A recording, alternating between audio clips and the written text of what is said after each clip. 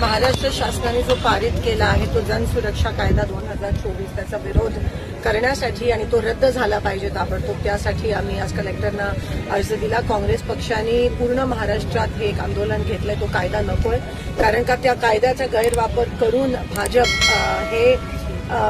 भाजप सरकारच्या विरोधात जर कोणी काही मीटिंग घेतली, आंदोलन घेतलं किंवा एक संवाद जरी घेतला तरी ह्या कायद्याचा गैरवापर करून त्या लोकांवर कारवाई होण्याची शक्यता आहे आणि त्यासाठीच भाजप सरकारने हा कायदा पारित केला आहे।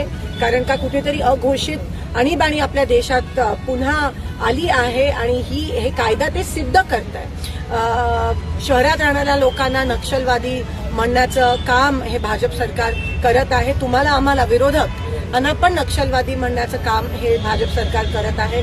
परवा आपल्या पंढरपूरमध्ये सामील होणाऱ्या वारीमध्ये सामील होणाऱ्या लोकांना पण ते एवढ्या खालच्या पातळीला उतरले आणि नक्षलवादीचा टॅग त्या ठिकाणी दिला। संविधानमध्ये प्रोव्हिजन असताना या कायद्याची काही गरज नव्हती। ह्याच्यावरून साध्य होतं की ह्याचा गैरवापर करून विरोधकांवर या कायद्याचा वापर करून पूर्णपणे हुकुमशाही कायदा आहे आणि विरोधकांचा आवाज, सर्वसामान्य लोक जे सरकारच्या विरोधात बोलायला पाहिजे, जे बोलणार आहेत त्यांचा आवाज दाबण्याचा आणि त्यांच्यावर कारवाईच नाही पण अटक करण्याचा प्रयत्न हे भाजप सरकार करत आहे। त्या कायद्याचा